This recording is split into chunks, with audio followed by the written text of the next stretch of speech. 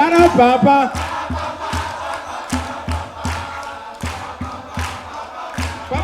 Papa. Merci. Effectivement, c'est aussi une contribution. C'est très important parce que ceci, n'est-ce pas, participe à la qualité de mon intervention. C'est une manière aussi de redire l'adrénaline et de nous permettre aussi de communiquer entre amis, entre frères, entre jeunes. Leader, applaudissez-vous s'il vous plaît. Merci. Alors, comme ça a été dit, je suis Ouattara Issouf. Je suis étudiant en sciences de gestion à l'université Houphouët-Boigny de Cocody. Je suis président fondateur de Amour Sport Academy Football Club. Je suis directeur des ressources humaines de l'ONG Assistance à tous en Côte d'Ivoire. Je suis également, et c'est la raison pour laquelle je suis là, je suis le fondateur du Kojicha. Kojicha. Mesdames et messieurs, il y a Dieu dedans.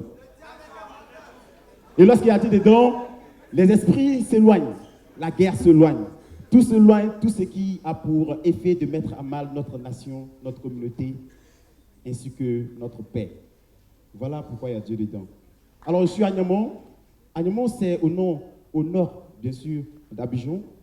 Vous quittez Adjamé, vous dépassez à Boubou, vous êtes Agnamon. Agnamon est reconnu, n'est-ce pas, par ses actions de violence répétées dans le cadre scolaire et autres. Alors, j'étais en classe encore à l'école primaire. J'étais à l'école primaire, merci.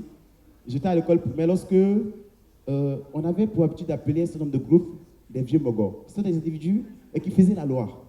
Ils faisaient la loi. Tu n'as pas le droit de leur fixer droit dans les yeux. Aussi, à la récréation, tu achetais ton petit beignet. Ils peuvent t'arracher. Tu n'as rien à dire, en fait. Et ces individus-là ont fait la loi. Nous avons avancé, nous sommes arrivés au collège. Encore, bien vrai que certains d'entre eux ont abandonné les études, mais il y avait quelques-uns quand même qui continuaient de faire partie de notre quotidien. La preuve en est que lorsque vous croisez un vieux moro dans la rue, vous payez le droit de longtemps. Voilà. Alors, vous payez le droit de longtemps. Le droit de longtemps, c'est le fait de l'avoir pas vu, n'est-ce pas, longtemps. Donc, quand vous croisez, il dit, mais attends, c'est toi, non. Moro, ça fait 2 jours, donc vous payez le droit de longtemps. Mais. Donc, tu es tenu parce que l'individu en face de toi est brutal. Mais ça, c'était au collège. Et vous voyez qu'à cet âge-là, il y avait quelque chose qui se passait qui m'a beaucoup marqué et je veux que ça cesse. Et qui m'a envoyé, n'est-ce pas, sur le chemin de la lutte pour le maintien et la sauvegarde de la paix. C'est que, lorsque nous étions encore enfants, nous nous amusions. Chaque nuit. C'est le propre de la jeunesse dernièrement. On s'amuse jusqu'à 21h, 22h par moment pour les enfants. Et il y a des groupes de jeunes qui organisaient des missions de guerre.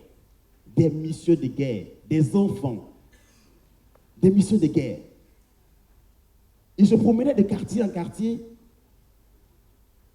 pour violenter les enfants qui s'amusaient. Ils bastonnaient les plus récalcitrants et insultaient, injuraient et même souvent lapidaient les parents qui s'y opposaient. Ah, j'ai encore à tête les cris de guerre. Antara la guerre, antesira morochinya, mogamiko kelelo, amenoro du phare.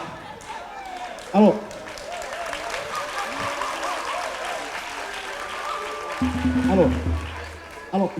voilà un cri de guerre. Nous sommes venus en guerre. Nous n'avons peur de rien ni personne. Et quiconque s'interpose ou encore quiconque se déclare nous trouvera sur son chemin. Ils étaient armés de bâtons, de chicottes, de ceintures, de cailloux, en tout cas pour s'aimer le désordre. Et je ne vous dis pas en classe de 3e lorsque je préparais encore mon brevet d'études du 1er cycle. Nous étions assis paisiblement en classe. On attend, libérer. Alors, c'était, comment dirais-je, un concept de cailloux, de jet de pierres, bien sûr. Et les cailloux pouvaient nous transporter, nous pénétrer de partout. La foule était tellement immense qu'elle a réussi, bien sûr, à pousser et défoncer la porte. Ce jour-là, l'éducateur s'est fait blesser. Mais ma grande surprise, c'est que la foule était essentiellement composée de non-scolarisés. Mais comment est-ce que vous pouvez venir? Avec quel droit venir à l'école nous déloger, nous? Mais je fus rassuré Parce que c'était en complicité des élèves eux-mêmes qui communiquaient avec ces personnes-là pour venir les déloger. Alors, comment est-ce qu'une action qui avait pour conséquence, n'est-ce pas, ton déséquilibre intellectuel peut bénéficier de ton concours? Mais je tombais de nues. Et là, je me suis dit, ça doit sûrement être les parents, l'éducation. Aussi, l'oisiveté. Peut-être que tu n'as rien à faire. Voilà pourquoi tu te donnes à ce genre de pratique.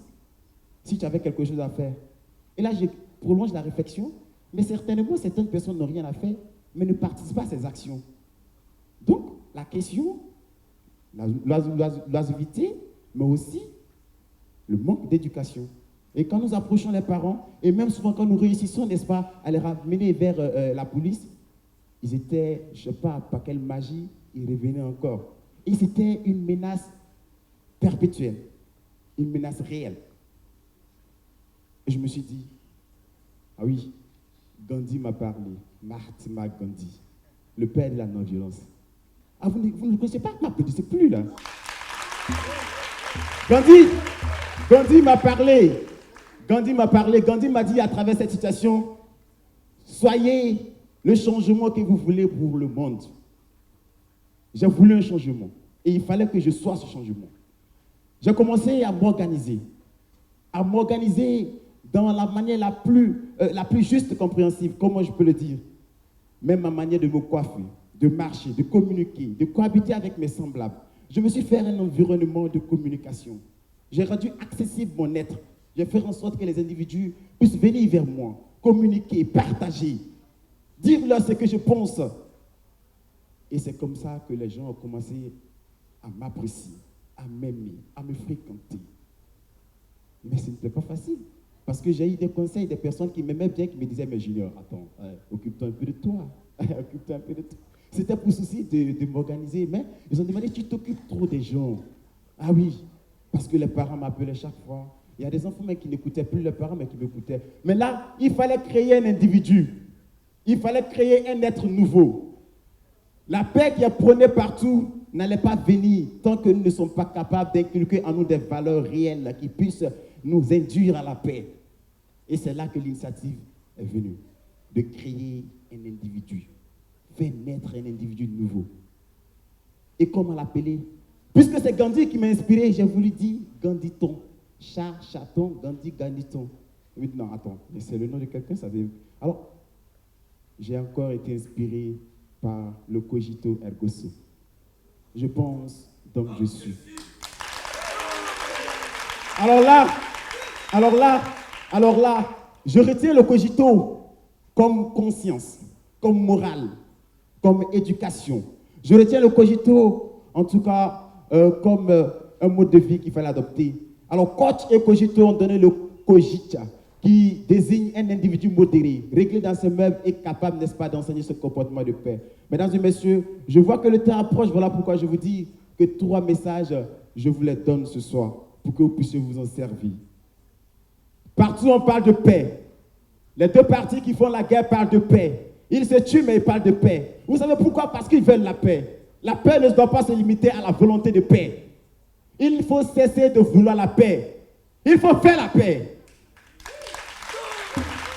Il faut faire la paix. C'est parce que vous voulez la paix que vous n'avez pas de paix. Si vous décidez de faire la paix, vous aurez cette paix. Il faut la faire.